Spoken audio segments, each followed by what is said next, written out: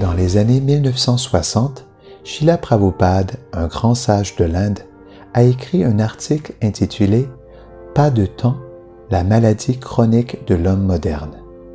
Dans ce texte, il commente « L'homme occupé devrait essayer de savoir où il va dans la vie. Cette vie n'est qu'un chapitre de notre long séjour et une personne sensée ne devrait pas être occupée uniquement avec cette petite partie de son histoire. Personne ne dit que le corps ne doit pas être maintenu, mais tout le monde devrait savoir ce que dit la Bhagavad Gita. Le corps est le vêtement extérieur et l'âme est la personne réelle qui porte le vêtement. Donc, si uniquement l'habit est pris en charge sans aucun soin de la personne réelle, c'est une pure folie et une perte de temps. Souvent, même ceux qui apprécient la dimension spirituelle de la vie ont du mal à trouver du temps pour une pratique de qualité. Les exigences professionnelles ou familiales peuvent occuper notre attention et prendre beaucoup d'énergie. Beaucoup se résignent à la défaite et décident plutôt d'approfondir leur spiritualité plus tard dans la vie, lorsque les exigences du monde se seront atténuées. Mais la vie sera-t-elle jamais sans imprévu, sans distraction et sans responsabilité urgente?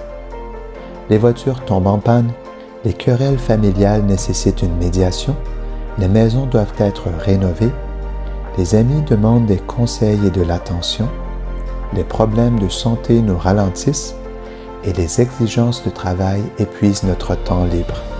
Ce sera toujours un défi de trouver du temps. Ainsi, mettre notre spiritualité en suspens en prévision d'une meilleure situation est une stratégie périlleuse. Il n'y a pas besoin d'attendre ni de temps à perdre. Comme l'a dit le poète américain Longfellow, ne faites confiance à aucun futur, même s'il est agréable. La réorganisation externe de notre vie et le nettoyage interne de notre conscience n'ont pas besoin d'être des activités séparées. Comme les deux rails d'une voie ferrée, elles peuvent exister côte à côte. Nous pouvons repenser notre style de vie et intensifier simultanément notre spiritualité. Ça demande juste de la détermination et de l'organisation. Nous pouvons tous améliorer notre gestion du temps, identifier et éliminer les tueurs de temps habituels tels que la télévision, la navigation sur Internet et les conversations téléphoniques inutiles.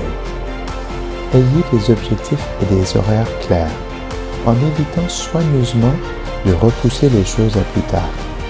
Apprenez à trouver un bon équilibre entre votre travail et votre vie personnelle, où vous répondez à vos besoins financiers et responsabilités mondaines, tout en tenant compte, simultanément, de garder du temps de qualité pour la méditation, l'étude de textes spirituels et l'introspection.